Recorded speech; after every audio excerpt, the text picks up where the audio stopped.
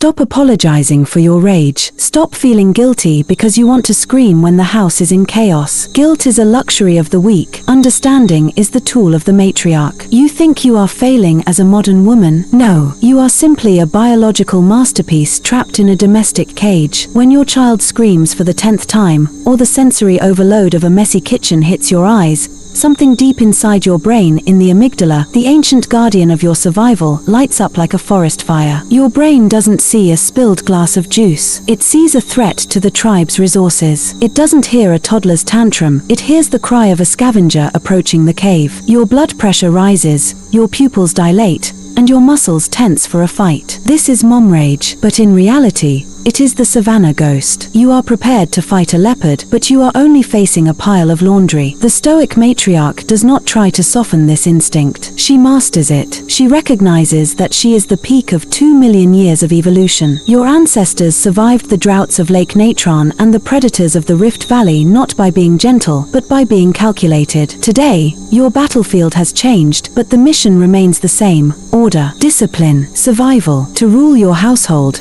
you must first rule your biology. Modern psychology tells you to breathe through it. Stoicism tells you to dissect it. Marcus Aurelius spoke of Propatheiai, the initial, involuntary emotional reactions that even a sage cannot avoid. When the mom rage hits, that is your Propatheia. It is a biological reflex, as mechanical as your knee jerking when tapped by a doctor's hammer. Your ancestors needed this hair-trigger temper to protect the young from real threats. In the Pleistocene, a chilled-out mother was a mother whose offspring didn't survive. But here is the Stoic protocol. Between the stimulus, the scream, and the response, your anger, lies a thin sliver of time. This is the realm of the logos, your rational mind. The matriarch lives in this sliver. When the heat rises in your chest, you must perform an internal audit. Ask yourself, is this a threat to my life, or a threat to my ego? The spilled milk is not an attack. The messy floor is not a rebellion. They are indifferent external events. By naming the sensation, this is my amygdala firing, you strip it of its power. You move from the position of the hunted animal to the position of the sovereign. We must address the chemical fuel of your rage. Your brain is a prehistoric machine running on modern ghost products. Our ancestors on the savannah ate for survival: tubers, lean game,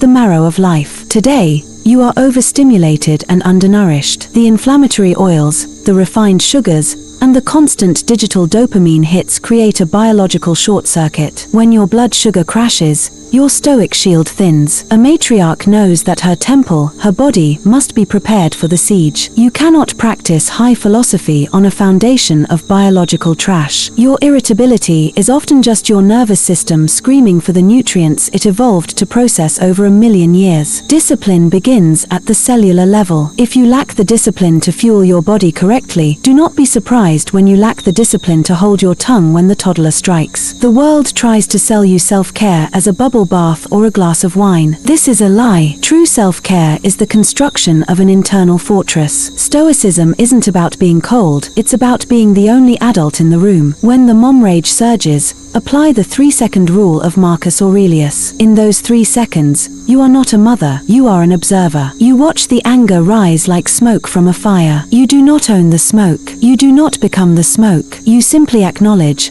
smoke is rising. This is the amor fati of motherhood, the love of fate. You do not wish for the chaos to disappear, you wish for the strength to dominate it. The child's defiance is not a problem to be fixed with a hug, it is a weight in the gym of your soul. Every time you choose silence over a scream, your stoic muscle grows. You are training the next generation not through your words, but through your stillness. Think of your household as an ancient polis, a city-state. You are the architect, the legislator, and the general. A leader does not lose her temper when the weather changes. She prepares the ships for the storm. The modern narrative of motherhood is hard is a trap designed to keep you in a state of victimhood. Motherhood is not hard. It is an elite mission. It is the most complex management task in human history. To succeed, you must adopt the perspective of the Iron Matriarch. You provide the order so that life can flourish. You provide the boundaries so that your children feel the safety of a walled garden. When you scream, you break those walls. When you react with primal rage,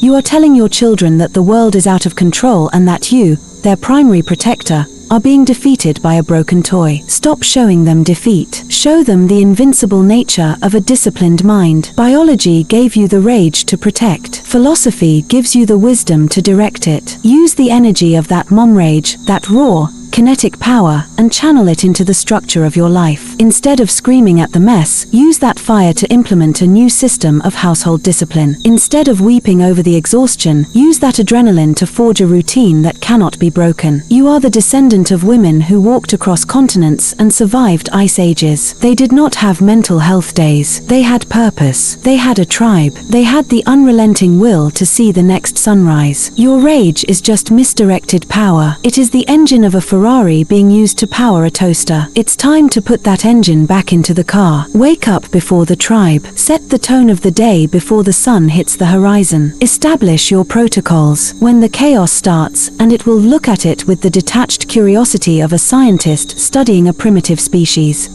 The Homo sapiens offspring is testing the tribal boundaries again. Fascinating. This mental shift from victim of chaos to observer of evolution is your greatest weapon. It is how you bridge the gap between the savannah and the suburb. Finally, remember memento mori. This chaos is temporary. One day, the house will be silent, the toys will be gone, the fingerprints on the glass will be washed away, but the character you forged in the heat of these moments will remain. Did you become a woman of iron, or did you dissolve into the soft parenting myths of a decaying culture? The Iron Matriarch does not seek happiness, she seeks excellence. Audit. She knows that a life without friction is a life without growth. So, the next time the mom rage boils in your veins, smile. Welcome the test. Say to yourself, my biology is ancient, but my mind is sovereign. You are the bridge between the prehistoric past and the civilized future. Act like it. Build your order. Command your peace. Be the matriarch. Take control. Not tomorrow. Not after your coffee. Now. Your lineage is watching. Your children are learning what it means to be a human being by watching you master your own animal nature. Do not fail them by being gentle when you need to be strong. Do not fail them by being reactive when you need to be stoic. The savannah is gone, but the struggle is eternal. Stand tall,